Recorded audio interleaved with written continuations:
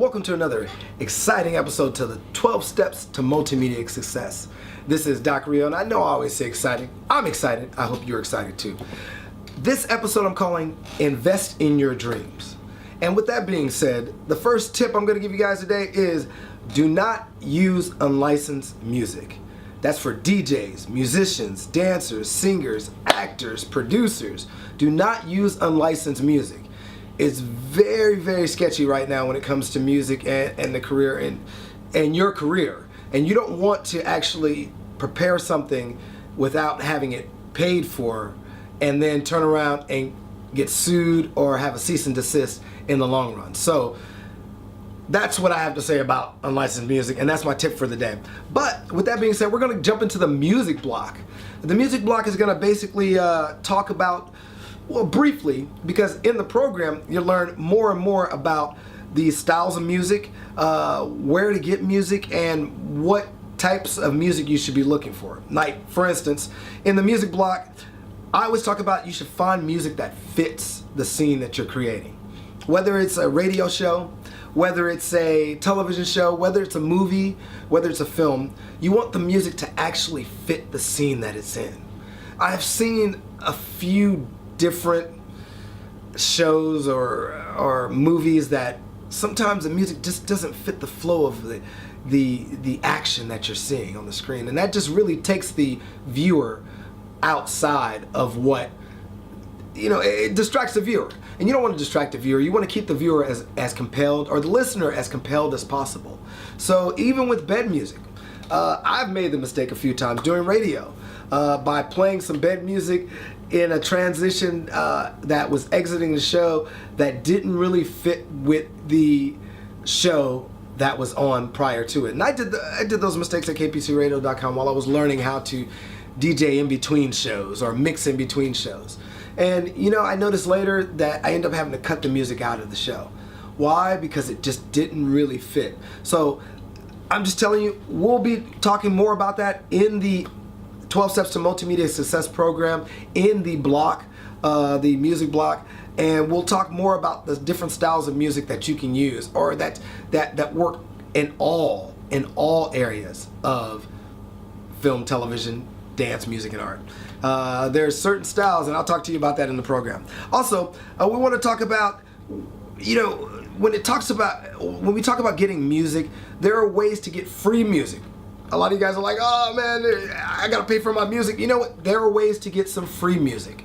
When I say pay for your music, or do not use unlicensed music, royalty-free music is licensed music. That is a royalty-free license that is out there for folks like yourself who may need one of those opportunities to get some music from other people out there who are giving you an opportunity to get it through it's a fair use license. That's the word I was looking for. A fair use license, in a sense, and a royalty-free license are similar. And what that basically allows is that anyone to use it under the terms that the owner of the music puts out in their license. So you may get free music, but make sure you read the licensing agreement. Make sure you read the royalty-free agreements, and do not violate them, because that can put you in the same boat. So with the royalty-free music thing, there's loads and loads and loads of free music on the web. And I want to make sure you guys know that. Just look around. Type in royalty-free music on Google. Simple as that. And you will definitely find loads of free music. Now let's talk about licensing music that's popular. Licensing professional music, or licensing music that's mainstream. Licensing mainstream music. All right. Mainstream music is a little tricky. There's a few ways you can do it. Now, if you're a DJ, you can do something like stream licensing. There are a couple of companies out there that do stream licensing that allow you to get out there. Actually, one is called stream licensing. So I'm giving that away. I'm giving that away right now before we even get in the program. One of them is called streamlicensing.com. And what you do is you pay them to host your music through, live broadcast your music through their system. Once it's going through their system, it's being counted and basically they count how many times you play a certain amount of music, and I believe they have rules according to how many times you can play a certain amount of music, as well as how many of your listeners. So you pay per the amount of listeners or your circulation that you have. So pay attention to that. Read the rules on the website, and make sure you get the right agreement that fits your station, if you're a DJ or if you're a radio station. Now, if you podcasters, I think I was going to talk about this in the video with Taylor earlier, but I didn't get a chance to.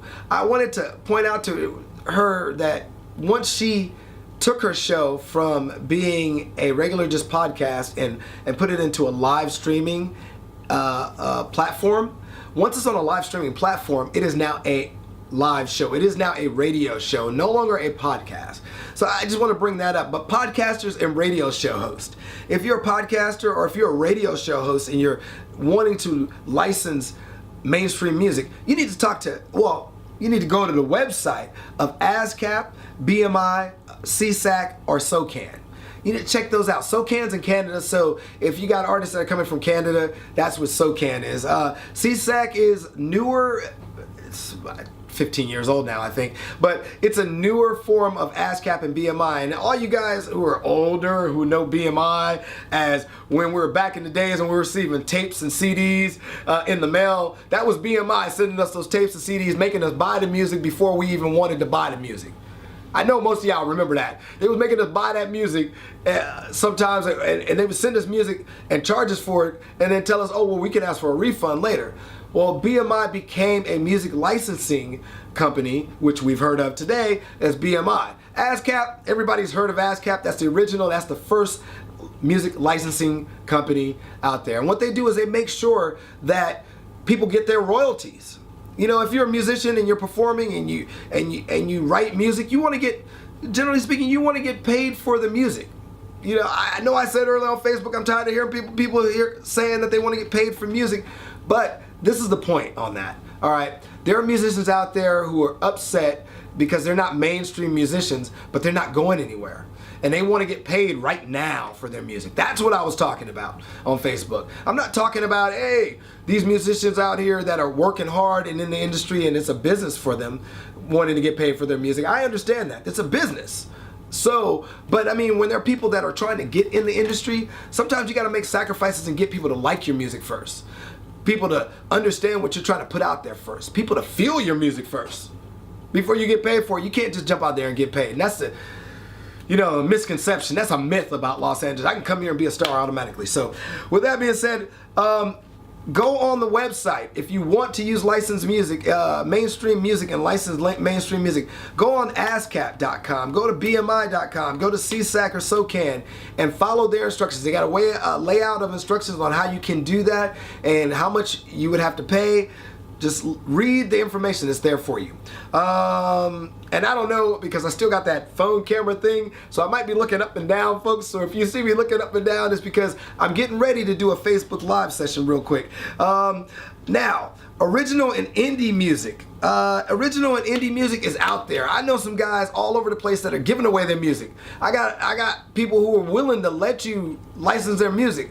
I know you got friends. You probably got friends, family members. Let me make sure I'm looking at the right camera. You probably got friends, family members, or other people you just know, generally acquaintances, that have music that they want to give out, that they want people to hear. Talk to those people. Those people that are actually trying to get their music out there free and get it out to the right people. So see if you can get music from them. I know I've run into a lot of local talent. I've run into a lot of friends online. You got friends online too that are doing music, etc. out there. So with that being said, we're going to jump into a live session with the folks on Facebook real quick. Let's see if it'll start up real quick. Facebook, take number 1, like I did before. Let's see if it starts up. Oh, it's trying to reconnect already. All right. Hey. All right, it looks like we are actually live on Facebook. Let me make sure of that. Oh, can't tell anymore. Oh, the ringer's on. So maybe we're actually live on Facebook now. Maybe you guys are actually hearing sound now. Let's stop it from wiggling real quick. Let's stop it from wiggling. All right. So if we're live on Facebook, welcome to another episode of the 12 Steps to Multimedia Success. And you know what time it is. It's time for the live Facebook session of the 12 Steps to Multimedia Success. And today, I got something special for you. Today's episode is called Invest in Your Dreams. And the reason why it's called Invest in Your Dreams is because I'm talking about the music block. The music block basically covered some things about making sure you don't use unlicensed music. So you'll see that tip. You'll see that tip on the recorded session when we come back. But today I have something from a book called 100 Careers in the Music Industry, in the music business, excuse me. 100 Careers in the Music Business. Let me make sure that's the title real quick. I've had this book for a while. Yeah, that's 100 Careers in the Music Business. And there's a section that talks about Todd Holm. Todd Holm, I don't want to give you a brief about Todd Holm, but generally speaking, he grew up in Saskatchewan, Canada, and basically he wanted to become something greater in the industry. What he ended up becoming was a music executive. And getting there, he saw some hurdles, he saw some trials and tribulations. I want to read you his story real quick. This is out of 100 Careers in the Music Business by, it's a Barron's book by Crouch. I guess it's Crouch. I've never really looked at the title of that one. Holm attended Berklee College of Music in Boston. Then he kicked around a few bands and gained some recording experience before heading west in 1989. In Los Angeles, he quickly discovered the city already had too many great studio musicians. He found a job to make ends meet and began coaching and playing amateur hockey. He says, I ended up on a team with some agents and other entertainment people. I was hating my job and asked if anyone knew anyone in the music business. He says a teammate gave him the name Bill Schrank, vice president of music production at Warner Brothers Studios, and suggested that he write a letter. Since Schrank was too busy to talk on the phone, Soon afterward, Holm was unemployed and beginning to worry about his lack of prospects. After about a week, he had sent a letter. He had sent the letter and decided to try to reach Schrank by telephone. I was walking downstairs to make the call and the phone rang. It was him on the other end of the line. Holm was invited to come by the studio to talk, where he learned about jobs he never knew existed, including one that he thought he'd be perfect for, the one Schrank held. See, dreams, he dreamed to hold that music executive position of the guy that he was trying to get in touch with. Dreams. Schrank said, good luck. There are about 7 of these jobs in the business, all right? 1 per studio. Then 8 months later, Holmes was able to get 3 or 4 interviews in unrelated fields. Then all of a sudden, he finally ended up getting in that position. When he got in that position, he was so unaware of his job. This is what's funny about it. He was so unaware of his new job. He says, I was taken to my office by my assistant. I would have taken the job as my own assistant, he says. And then she said, you've got a meeting tomorrow morning at 8. I said, will there be any executives there? She said, duh, you're an executive. It was really kind of wacky and unbelievable, but I got the job I dreamt about. Don't give up on your dreams. That is one thing that I want to make sure you guys get out there. These are guys, professionals who had dreams and had aspirations to get to higher points in their life. And we spend a lot of time working hard in this rat race, working to get somewhere. And if you're building multimedia, it's technically challenging. If you're building stuff on social media, it's technically challenging. Don't give up. There are ways to learn about it. And we're going to keep providing ways on the 12 Steps to Multimedia Success. We're going to keep giving you guys ways. And this video that I'm recording right now is going to open your mind up to some of the avenues of the things that you need to make sure you pay attention to for yourself, for your industry, for your craft, for your love, for your pleasure. Whatever you want to use multimedia for. So with that being said, we're going to jump back into the recorded block with those people who are going to see this free block later. You guys will see this free block later on YouTube. I'm just giving you a little taste of what we're doing here. So with that being said, you guys on Facebook, thanks for coming in. Thanks for checking us out. This is Doc Real signing off for the 12 Steps to Multimedia Success. Peace. Now, you guys out here, I didn't get that off yet. You guys out here, I'm glad that you guys got a chance to hear that as well. I think it's an important story. Hold on, let me stop this. It's an important story, seeing people make it from one point of their life, investing in their dreams, spending the time and working hard at their dreams to get to that point. That's how we all get there. And don't get discouraged. I just want to make sure that you guys remember that. It may be challenging, but we'll keep bringing you the information you need. All right. With that being said, we're going to jump into the live broadcasting block. For those live broadcasting, there's several ways to do some live broadcasting. Well, I want to first talk about some of the tools. Now, today I'm doing pre-recorded broadcasting with cameras that, we got Rich Bucks in the studio back here. You know what I'm saying? He being quiet back there because he's on the camera. But, basically we're using Canon cameras right now. Canon cameras, and we're using the iPhone. Now, the reason why we're using Canon cameras is because that's his gear. These cameras also can do live streaming if you have the right tools and peripherals. So we're going to talk about some of the in the 12 Steps to Multimedia Success. We're going to talk about some of the peripherals you will need to do live streaming from your cameras. There are stuff made by companies. I don't know if I want to mention the name of the company right now. They're one of my favorite companies. So I want to be able to give you guys the information, but I want to be able to explain why. And I can't explain it in these free videos. I have to break it down in the membership videos, because we already got 39 members. 39 now. Got to say that. Thank you, 39 beta testers who are on right now, and I'm locking it up right now all the way into December. So if you want to apply now, we will look at your applications, but we won't fully accept any more applications until December, until this program is fully locked, so that we can bring you 12 Steps to Multimedia Success right here, right in your home, so you can understand exactly. We got people coming on board, being a part of the team. Rich Bucks, I hope I can get him in front of the camera, teaching you guys about camera work, how to do editing. I mean, I must show you some editing too. I mean, I'm not just here talking about the stuff. I do the editing, I do producing, I film too. So, but I need to be able to give you other people's perspectives, so you're not just thinking, this is what Mario says, this is what Doc Rio says. No, this is what everybody in the industry are doing. This is what they are doing, mostly the black folks that I'm working with right now, and the black folks that I run into in the industry, and the black folks they run into in the industry. This is what they're doing out there.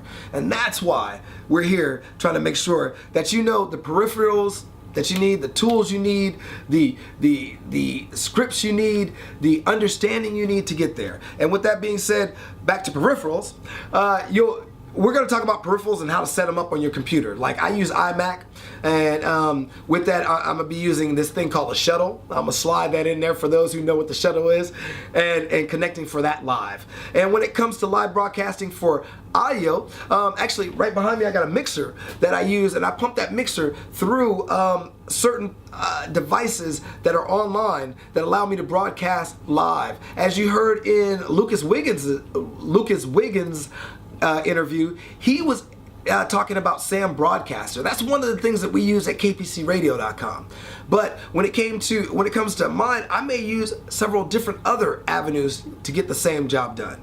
So we're going to talk about some of those avenues as well. I always say this, and Rich did it. He bought 2 Canon cameras. I say buy 2 of the same camera. They don't have to be the same, like, maybe he's got one that's got I forgot what it's called already.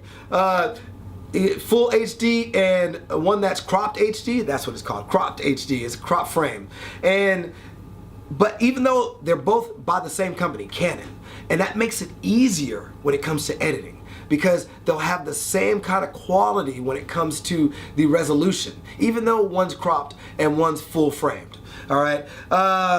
So make sure you buy 2 or 3 of the same camera, and if that's 2 or 3 of the same mics, to things that you will be using. Also, audio mixers and sound card setup. Okay, now when I get into audio mixers and sound card setup, it gets a little tricky, because some of us will have the audio external mixers, and some of us will have internal sound cards that we just use. I like to use external, and I like to use external mixers. And I'm going to talk about those external mixers in the block. That's part of that extra added on mixer block that I was talking about last week when it came to sound mixers, but I didn't tell you that I'm using some of them as sound cards. So we're getting into how to set that up and how it works with your DAW as well. And speaking of DAW, that is your digital audio workstations, like your keyboards, your mixers, your turntables, those things right there. Those are the things that you'll be connecting as either sound cards or connecting through the same drivers or the same application software to connect to your computer or your sound card. So we're going to talk about how to really connect your DAW. And then we're going to jump into software and drivers. What particular software and drivers that you need or that work best with that. Next, we'll talk about stuff like live streaming. I want to really talk about live video streaming, and then there's several sources. You can either use the free or low cost solutions like Ustream, Livestream, Skype, Google Hangouts, Periscope, Facebook, but we'll dig in on how to use those programs in the 12 Steps to Multimedia Success. We'll also talk about some of the other free or low cost solutions the professional solutions like Adobe Connect, OnStream, ClickMeeting, WebEx, etc. and how their services break down and what service may be better for you so you get a better idea. So we're going to be applying all these things right here in the 12 Steps to Multimedia Success. And I think I forgot a tip somewhere. Yeah, I was supposed to put in another tip. Tip 9. And let me see if I got it right here. Tip 9. Tip 9. All right, guys. Do not use squeaky chairs. I had a problem with it in Lucas's interview. Tip 9, do not use squeaky chairs. So that's on the screen right now for you guys. Just remember that. Try to find chairs that are stationary and they don't make much noise. So, and I'm going to throw in 2 tips back to back. Since I didn't throw the tip in before the live session, I got to throw them in back to back because I'm pretty much done with this block for you guys. Tip 10, iPhone recording. If you're doing iPhone recording, make sure you plug it in. I know I keep going back to these iPhone recording tips too, because some of us are using it all kind of ways, but make sure you plug it in, because a lot of times you'll run out in the middle of a session, especially in a 30-minute session. That battery power might die when you're recording video and audio. Also, if you're using it, and make sure you got enough free memory. I've had problems with the free memory because I fill up all my devices. So I always got to make sure I dump and make sure I have enough space. Last time I tried to use the iPhone as another camera during the Lucas Wiggins interview, and it failed, successfully failed. So that's the best part about success.